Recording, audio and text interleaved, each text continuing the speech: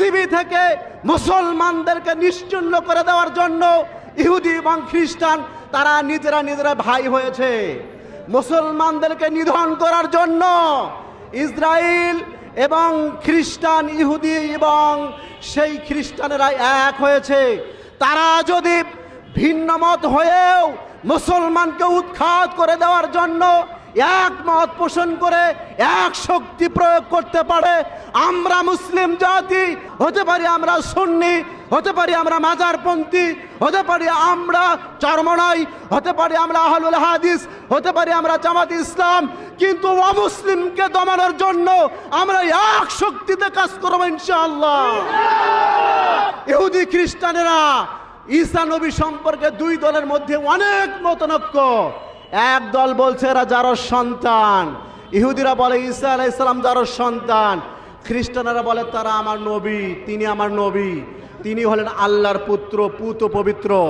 অথচ এত মতনৈক্য থাকা সত্ত্বেও দেখেন আজ অমুসলিমেরা মুসলমানদেরকে উৎখাত করার জন্য এক হয়েছে।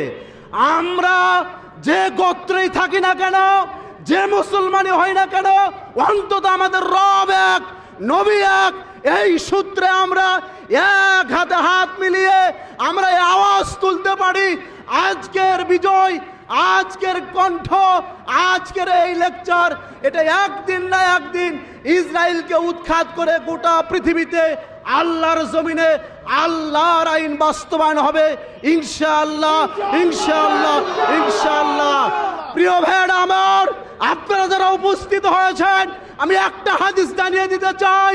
আপনারা জানেন বিশ্বনবী বলেছেন এমন একটি সময় আসবে যে সময়ে কাফেরেরা হিন্দু, খ্রিস্টান, বৌদ্ধ, ইহুদি, নাসারা সকল মুসলিমগণ মুসলমানদের ভয়ে গাছের পিছনে, বিল্ডিংয়ের পিছনে, দেয়ালের পিছনে আশ্রয় গ্রহণ করবে।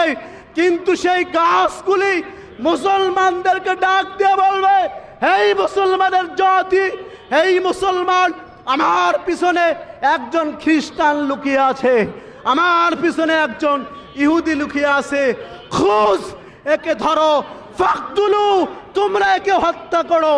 আমার ভাইয়েরা, সেদিন বেশি দূরে নয় যেদিন গাছ আমাদের পক্ষে কথা বলবে, সেদিন বেশি দূরে নয় যেদিন পাহাড় আমাদের পক্ষে কথা বলবে। অতএব আমি বলে দিতে চাই, আমরা জাতিগতভাবে মুসলিম, আমাদের দাওয়াত একটি, কোরআন এবং সুন্নাহ। যে পথেই থাকি না কেন ভাই, ঘরে আমাদের আগুন লেগেছে, আমরা ইতিমধ্যে শুনতে